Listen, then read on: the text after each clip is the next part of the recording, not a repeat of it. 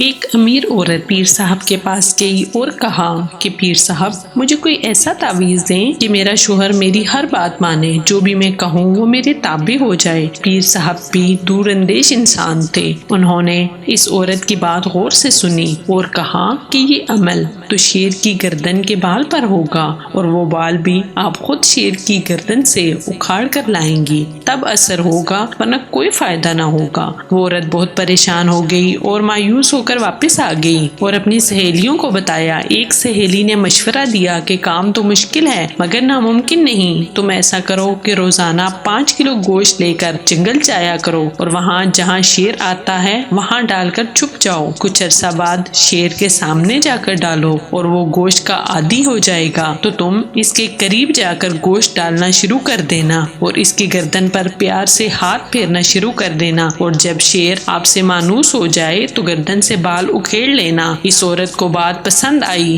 دوسرے دن ہی اس نے گوشت لیا اور جنگل گئی اور گوشت ڈال کے چھپ گئی۔ شیر آیا، گوشت کھایا اور چلا گیا۔ اس عورت نے 1 ماہ تک ایسا کیا۔ 1 ماہ بعد اس نے شیر کے سامنے جا کر گوشت ڈالنا شروع کر دیا تاکہ شیر کو پتہ چل سکے کہ اس کی خدمت کون کرتا ہے۔ کچھ عرصہ بعد شیر بھی عورت سے مانوس ہو گیا تھا۔ عورت نے شیر کی گردن پر آہستہ آہستہ پیار سے ہاتھ پھیرنا شروع کر دیا۔ ایک دن عورت نے موقع دیکھ کر شیر کی گردن سے بال اکھیڑا اور خوشی خوشی پیر صاحب کے پاس پہنچ گئی اور بال پیر صاحب کو دیا اور کہا کہ میں شیر کی گردن سے بال اکھیڑ کر لے آئی ہوں، اب آپ عمل شروع کریں۔ پیر صاحب نے پوچھا کہ کیسے لائی ہو؟ تو عورت نے پوری تفصیل بتا دی۔ پیر صاحب مسکرائے اور کہا کہ کیا تمہارا شوہر اس جنگلی درندے سے بھی زیادہ خطرناک ہے جو کہ خونخوار ہوتا ہے، جس کی تم نے چند دن خدمت کی اور وہ تم سے اتنا مانوس ہو گیا کہ تم نے اس کی گردن سے بال اکھیڑ لیا اور اس نے تمہیں کچھ بھی نہیں کہا؟ تمہارے شوہر کے ساتھ بھی پیٹ لگا ہے،